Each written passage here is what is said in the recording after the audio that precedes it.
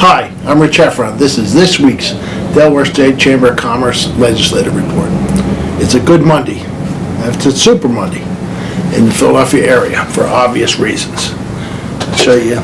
This picture hangs on my wall. I won it about 10, 12 years ago from a Giants fan in a bet. If you don't know who that is, that's one of the greatest, if not the greatest Eagle of all time, Chuck Bednarik. Eagles to the Super Bowl, and I'll be wearing my green tie, I think, on a Monday in the next 2 weeks. I'm planning on it. Anyway, get back to the important business. Well, actually, that's the most important business. Get back to other business. Governor gave the State of the State address last week. I think he did a very nice job. I've seen 33 State of the State addresses.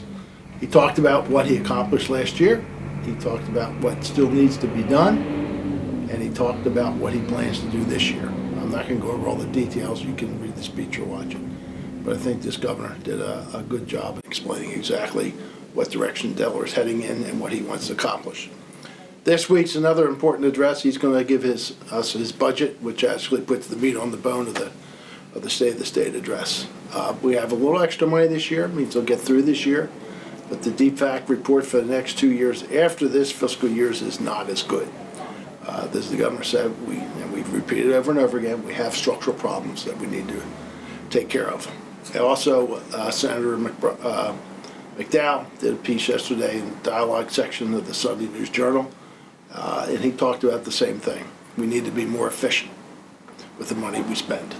So we'll be looking at how they want to accomplish that, and we'll work with them any way we can. Lastly, December labor report came out, and it was disappointing.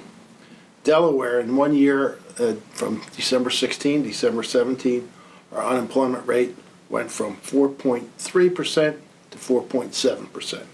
In the U.S., just the opposite happened. In the U.S. as a whole, their unemployment rate went from 4.1%,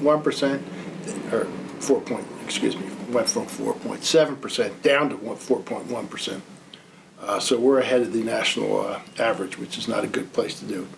Matter of fact, in 2016, the net new jobs is only 350. We still need to wait for the final payroll numbers for 217 to give us that number, but we don't expect it to be much better than last year. That's not good. We have a lot of work to do, but like I said, we're here to help in any way we can. That's it for this week. Go Eagles.